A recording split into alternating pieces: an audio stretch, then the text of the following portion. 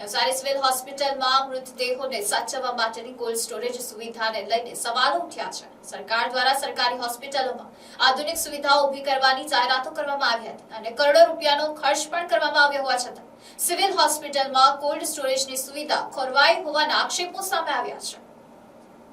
Navsari civil હોસ્પિટલમાં કુલ 7 cold સ્ટોરેજમાંથી 6 બંધ છે, જ્યારે માત્ર એક જ કાર્યરત છે.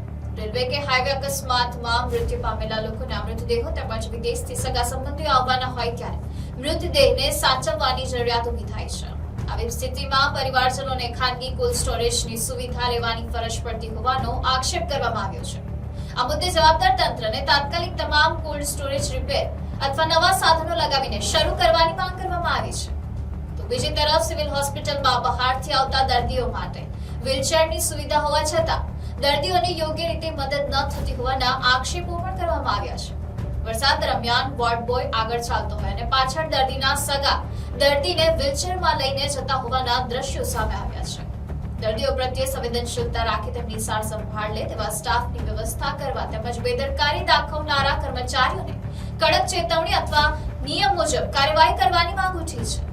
સમગ્ર મામલે સિવિલ હોસ્પિટલના આરએમઓ દ્વારા ખુલાસો આપવામાં આવ્યો હતો કે હાલમાં એક કોલ્ડ સ્ટોરેજ મશીન કાર્યરત છે અને મૃતદેહ રાખવાની સુવિધા ઉપલબ્ધ છે. બાકીના 6 કોલ્ડ સ્ટોરેજ રિપેરેબલ ન હોવાથી એન્જિનિયરનું સર્ટિફિકેટ લેવામાં આવ્યું હોવાનું જણાવાયું છે.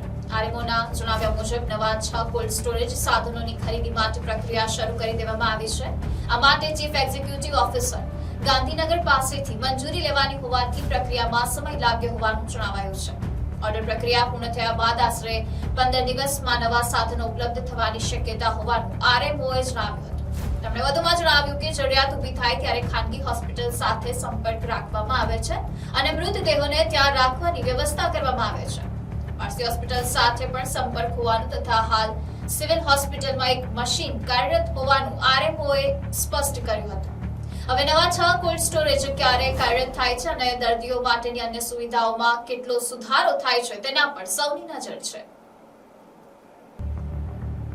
સરકાર દ્વારા મોટા ઉપાડે તમામ સિવિલ હોસ્પિટલોને આધુનિક બનાવી અને પ્રાઇવેટ હોસ્પિટલ જેવી સુવિધાઓ મળશે તેવી જાહેરાતો કરવામાં આવી હતી અને તે કામની અંદર કરોડો રૂપિયા સિવિલ હોસ્પિટલોમાં ખર્ચાયા પણ છે.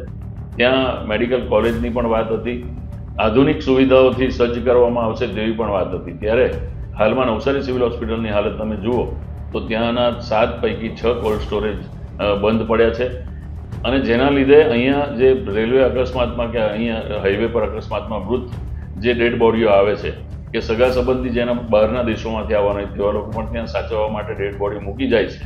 તેવા લોકોને પારાવાર મુશ્કેલીઓ પડી રહી છે અને એ લોકોએ મોંઘો ચાર્જ ખર્ચી અને બીજા ખાનગી કોલ્ડ સ્ટોરેજોની અંદર આ બધી સુવિધા લેવી પડે છે.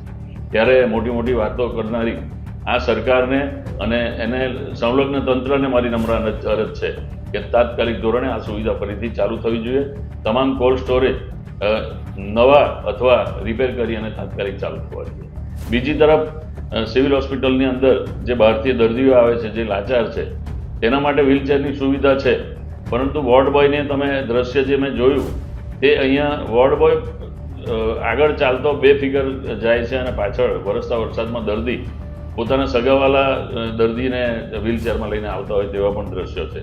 ત્યારે આ પ્રમાણેના લાપરવાહ અને બેદરકાર લોકોને કામ પરથી છૂટા કરવા જોઈએ, નહીં તો એને સ્ટ્રિક્ટ વોર્નિંગ આપી અને દર્દીઓને પ્રાથમિક સુવિધા, તેના પ્રત્યે હમદર્દી અને તેની સાર સંભાળ લે તેવા સ્ટાફની નિમણૂક કરવી.